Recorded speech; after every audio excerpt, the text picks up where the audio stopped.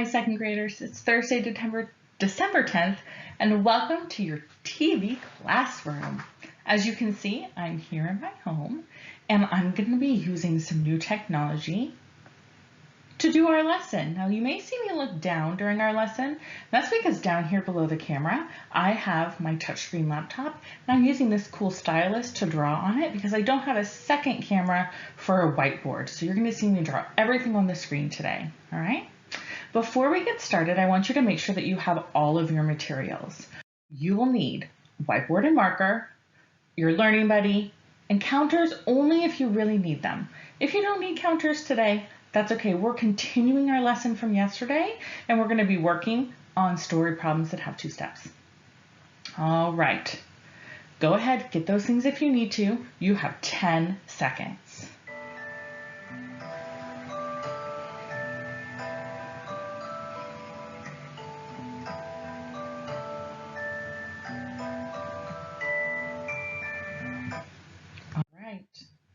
Before we get started with our learning today, it's really important, as always, that we check in with ourselves and make sure that we're ready to learn. So you need to ask yourself, what is my brain thinking and feeling? What does my body feel like? What are my thoughts saying? I'm going to give you 10 seconds to think about that, and then we're going to talk about it.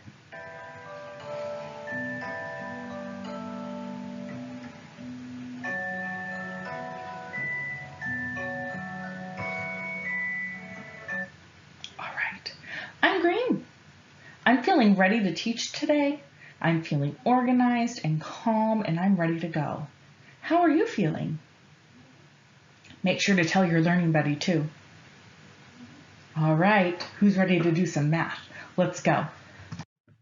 It's What's Missing Thursday. What do we know? Aha, we have a part and we have a whole, and we're trying to find the other part. How can you do that? Go ahead and solve.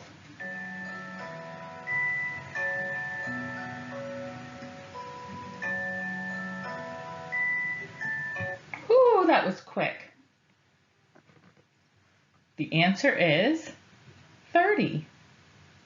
Ooh, that's going to be hard to see. Let's do a different color. 30. There we go. 24 and 30 more is 54. Nice job. Let's do the next one. Ooh. 34 minus blank equals 24. What do we have? We have a whole and a part. Okay. What do we do when we have a whole and a part to find the other part? We subtract. 34 minus 24 is what? How many more from 24 do we need to get to 34? Yes, 10. Nice job, second graders. Blank plus 60 equals 100. Can I show you a trick? Take off this 0. Take off this 0. What plus 6 equals 10? 4 plus 6 equals 10. If 4 plus 6 is 10, then what plus 60 is 100? You got it. 40. I love tens and multiplication, division, and addition and subtraction. Tens are such helpful numbers. Okay, let's do the next one. Blank minus 20 equals 15. What do we know? Well, subtraction is a whole with a part minus another part. So we know both parts, but we don't know the whole. How do we find a whole when you have parts? Yeah, you put them together. So put them together. What's our whole? Yep, 35. 20 plus 10 is 30, and 5 more is 35. Very good, second graders. Blank minus 35 equals 15. Again, what do we know? Subtraction starts with a whole, and then it has a part, and you find the other part. So we know 2 parts. How do we find a whole when you have 2 parts? You just put them together. What is 35 plus 15? Yes, it's 50. Very good. So 50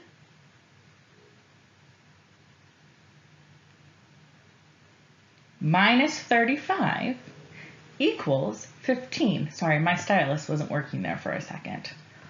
Excellent job, second graders. Today, we are going to continue developing strategies to solve two-step addition or subtraction story problems fluently. So here's our first problem. Let's do our 3-read, and then I'll give you some time to work. Keisha and Sam have card collections. Keisha has 24 baseball cards and 53 football cards. Sam has 45 football cards. How many more cards does Keisha have than Sam?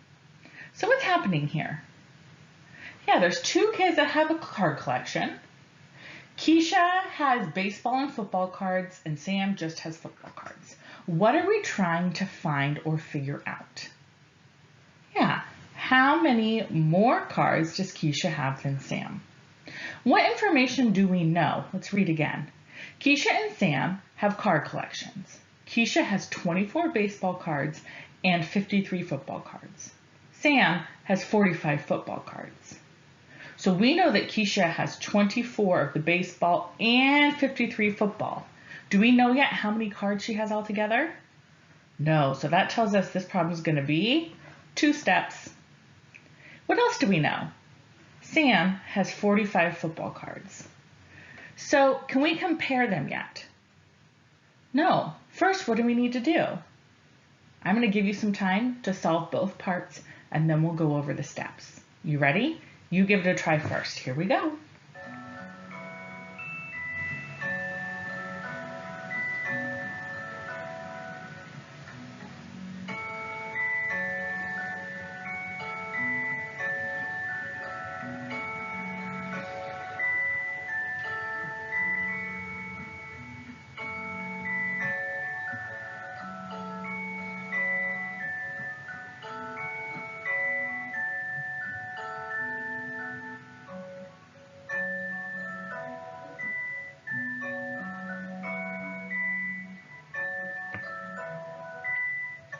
Have you figured out the first part yet? Let's do the first part, and then I'll give you some more time to do the second part. So we know that this is going to be 2 parts to make a whole, right? What's our first part? 24. What's our second part? 53. And we're trying to figure out how many all together. What is 24 plus 53? It's 77. Okay, now use 77 cards to help you figure out how many more cards Keisha has. You ready? Go.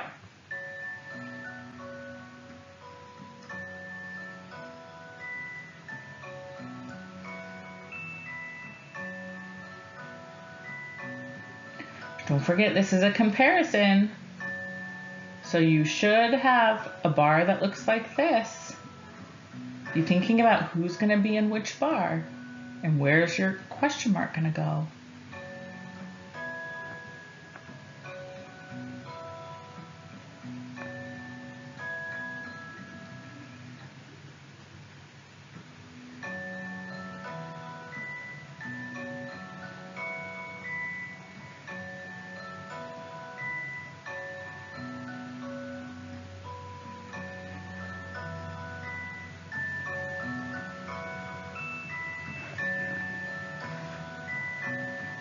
All right. Why is Keisha going to go in the top bar?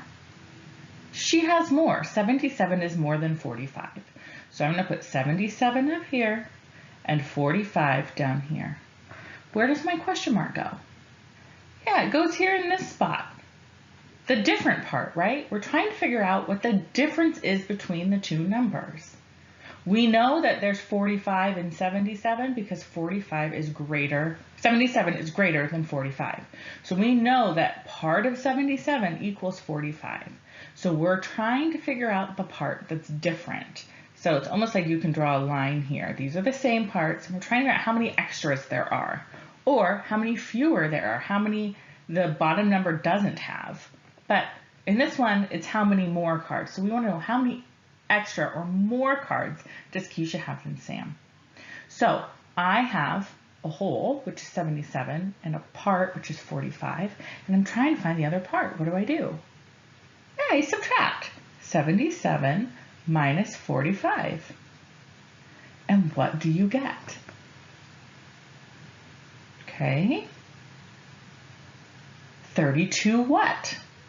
Cards. Keisha has 32 more cards than Sam.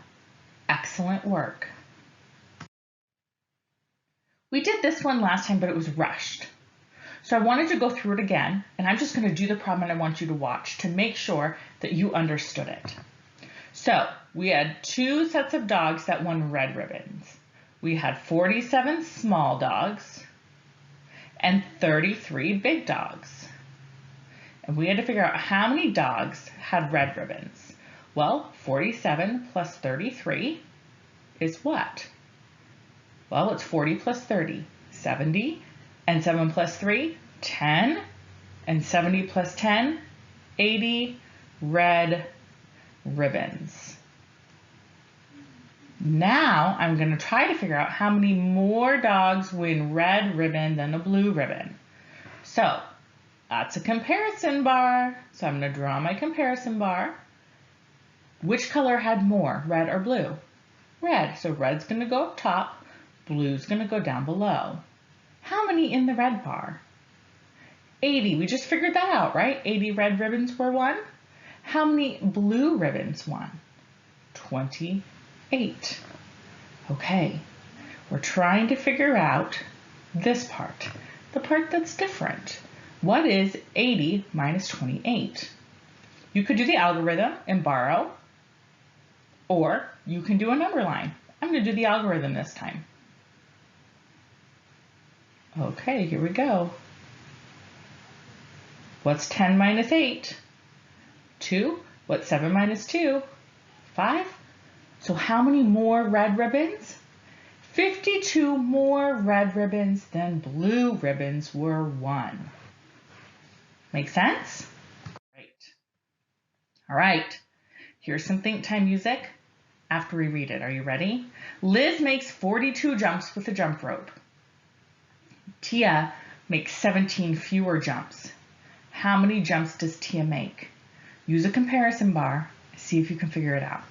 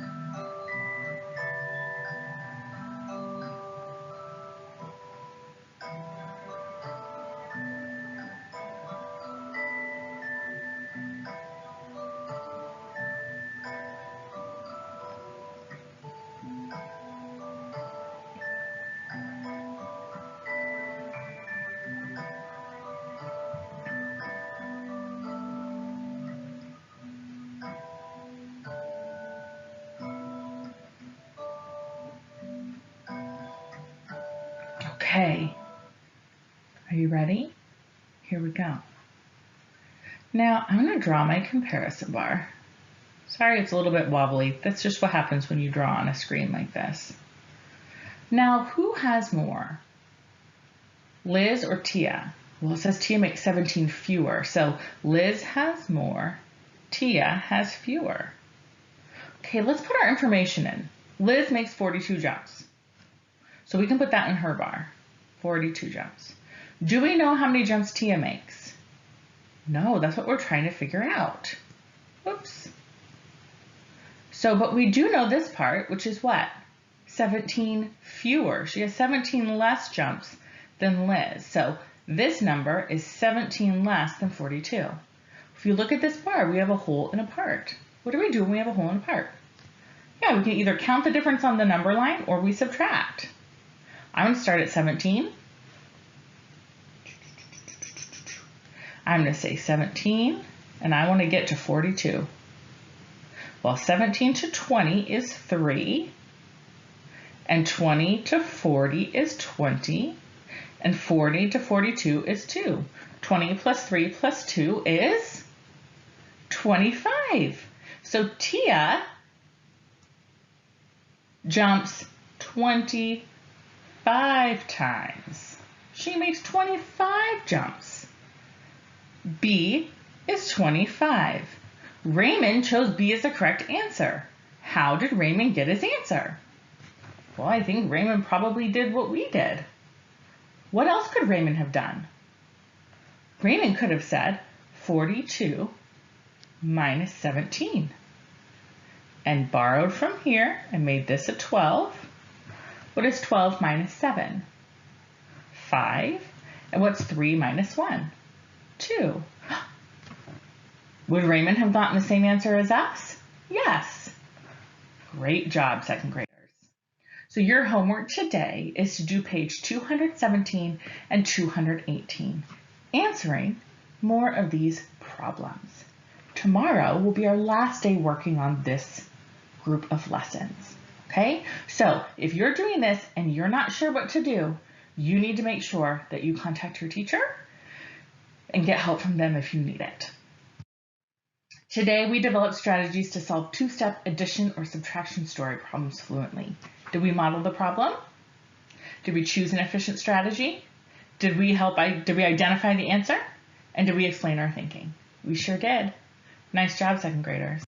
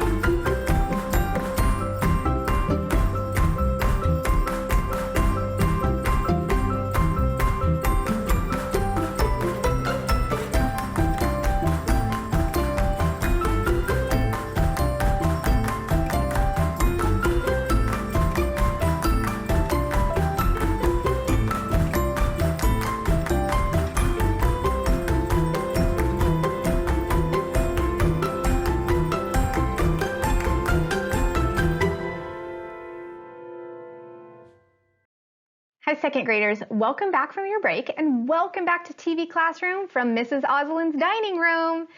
I hope you had a chance to gather your materials. You should have your first ELA packet that has your phonics materials in it, your pencil, and your learning buddy. Let's get started. I have something exciting to show you. This is the doorway in one of the doorways in my house. And Mr. Oslin and I use it to measure our kids to keep track of how much they've grown. Let me show you a closer picture. Here you can see better.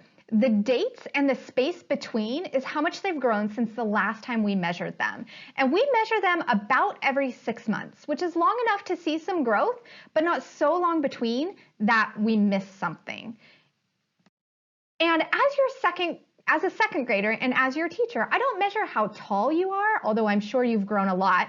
I measure the way your work and your brain are growing. And one way we do that is by looking back at the work that we've done and what we've learned since we did that work. So I want you to think about the last piece of writing you worked on and think, did I write like a grown-up? And let's review what that means. Did you spell troublemaker words correctly? Did you use your troublemaker words chart and your tackle a word chart to help you spell troublemaker words correctly? That's what grown-up writers do. Did you write with periods and capitals? You'll remember that we learned that second graders don't just randomly put periods and capitals. You helped me write this a couple weeks ago. Let's read it together, remembering to put a period and a capital. Here we go. Yesterday, I went to the park. Period, capital. I went on the swings. Period, capital. Then I went on the slide. Period. You write with capitals on purpose, not just randomly throughout. And we know that you use capital letters for the start of sentences, the start of a name of a person or place, the start and end of a letter, the word I, the starts of dates, both the day of the week and the month of the year, and titles and product names. Now, will you research me as I role play how a kindergartner might try to write a word? So pretend I'm a kindergartner, okay? Pretend I'm 5 and I'm writing about a small moment. Okay, I'm 5 now and I'm writing all about my family trip to the forest this weekend, and I found a big stump. That's what this picture is of. And I want to label the word stump so that my reader knows what it is that I'm talking about. So, as a kindergartner, I'm going to stretch out. You remember doing that with your arm? As a kindergartner, you stretch out the word stump and listen for every sound. Here I go. P. Stump. Okay, the beginning sound. Ooh, I know that one. It's not showing up very well. Let me do it this way.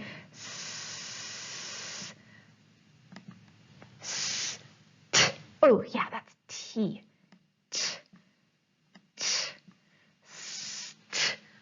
Here we go. That's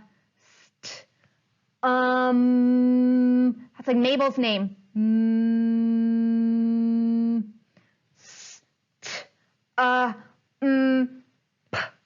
Yeah. And then as a kindergartner, I kiss my brain because I worked so hard stretching out the word stump. I listened to every sound.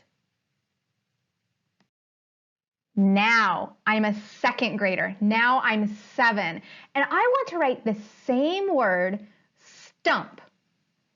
Watch what I do differently. Stump. Oh, st. I hear the blend at the beginning.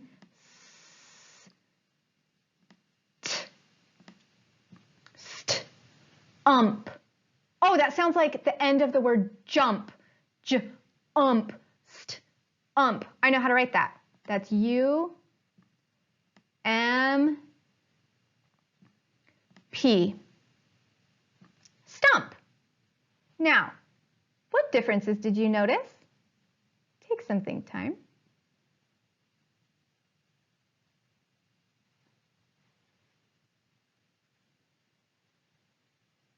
Turn and tell your learning buddy about the differences that you noticed between how I stretched words out as a kindergartner and how I listened to the sounds in the word as a second grader. Go ahead.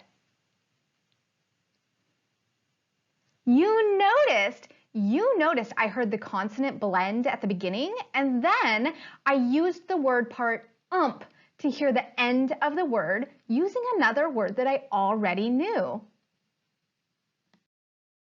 Today I want to teach you that you no longer spell letter by letter in second grade.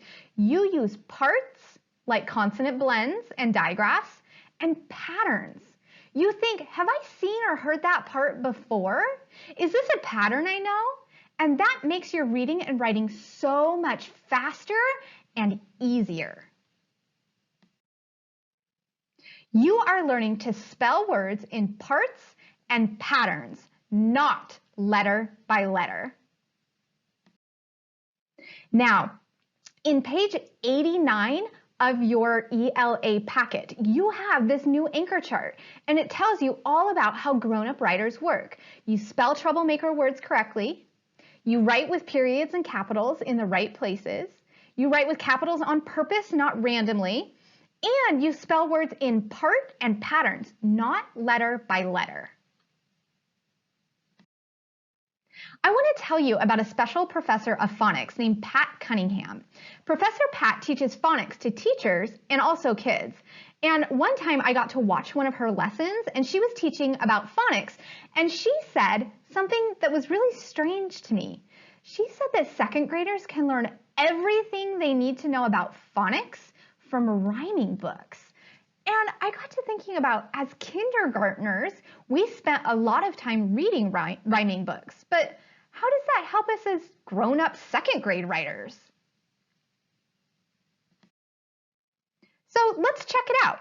Let's look at this poem, Jack and Jill. And first we're going to start just by reading the poem together.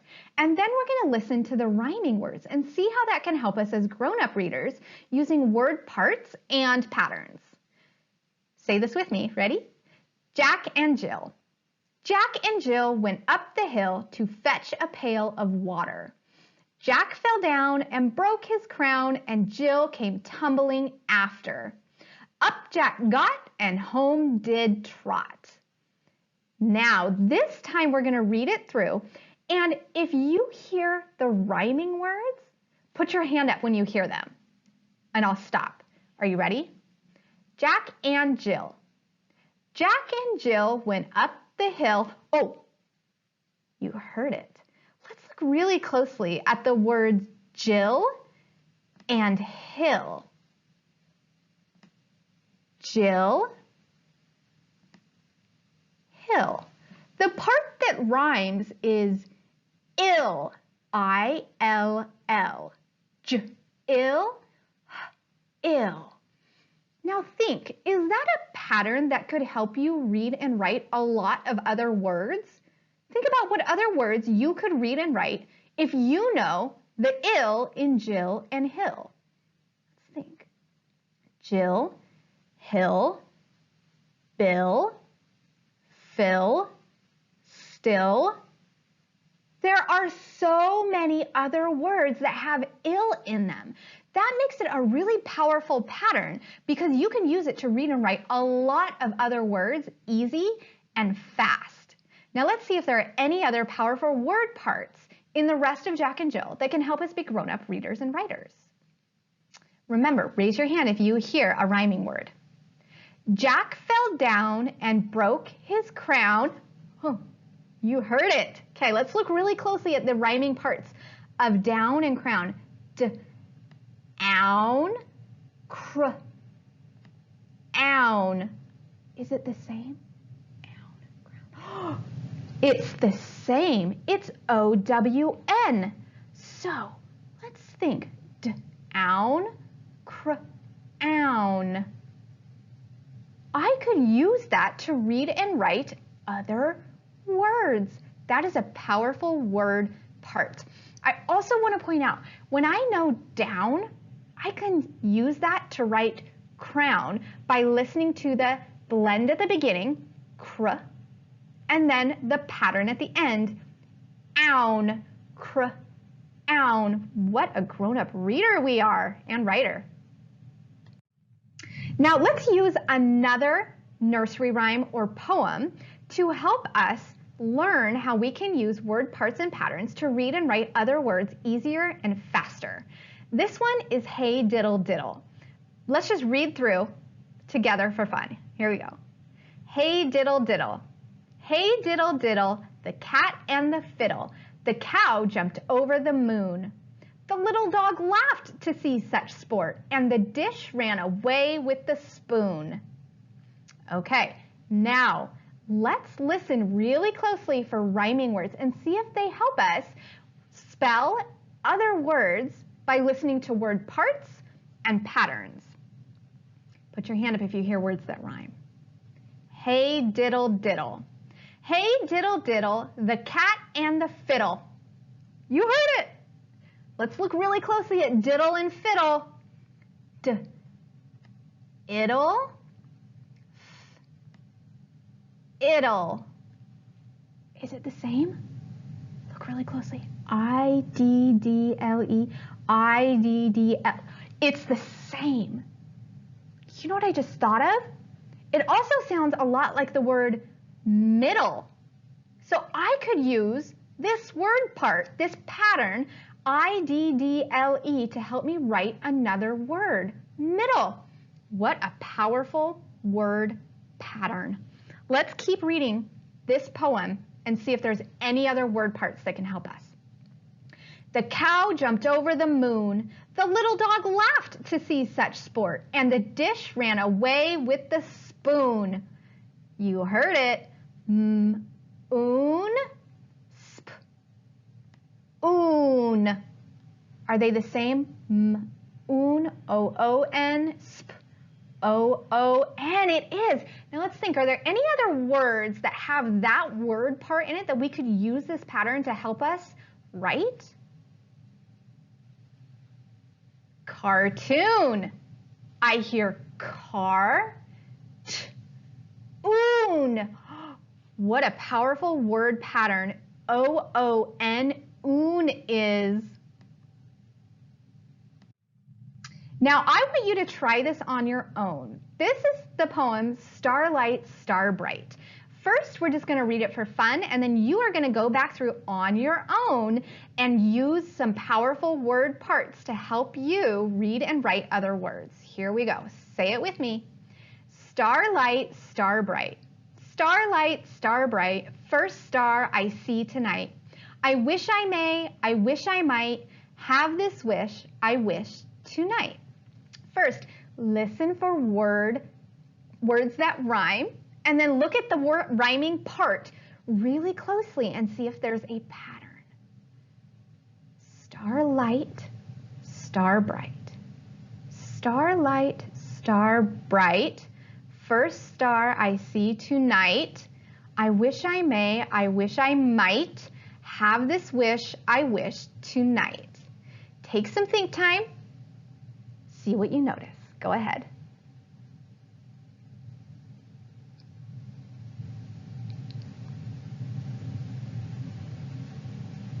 Turn and tell your learning buddy what you noticed.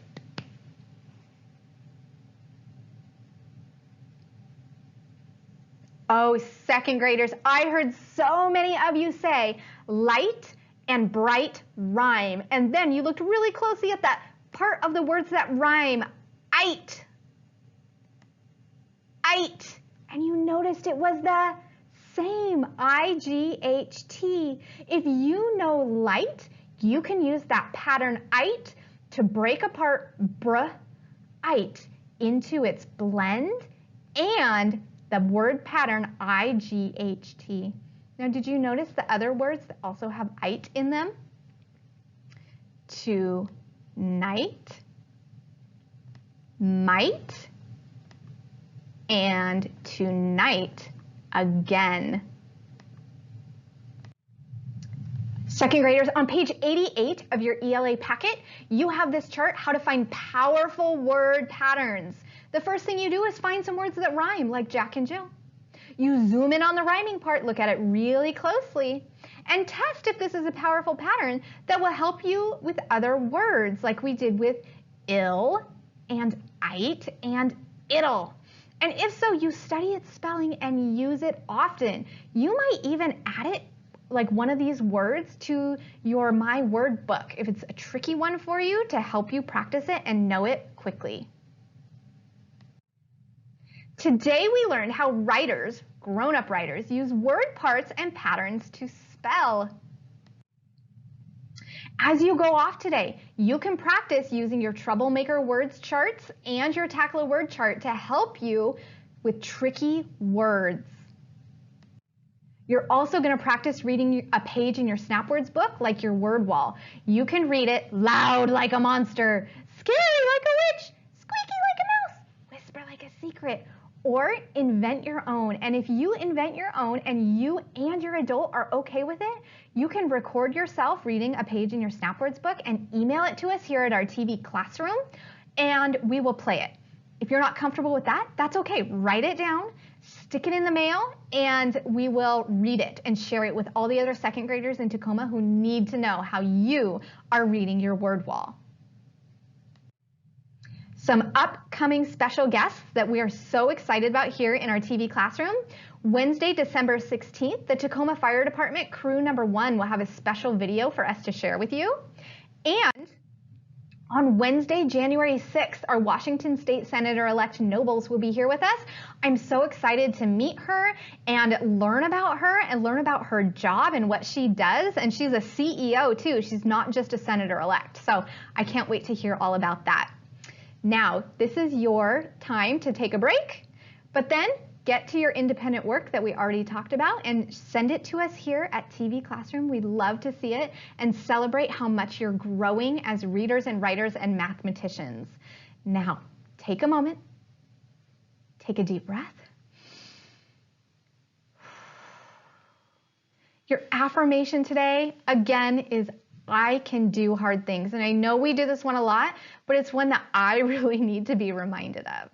So take a moment and picture yourself doing something hard.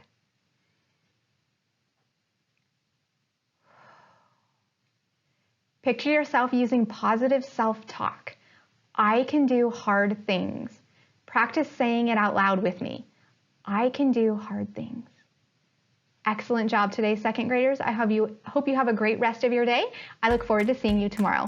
Bye.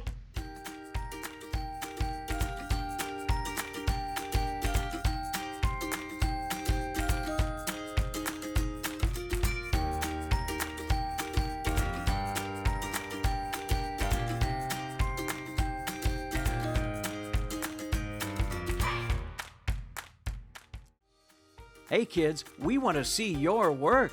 Just send your pictures and your stories to TV Classroom, 601 South 8th Street, Tacoma, Washington, 98405.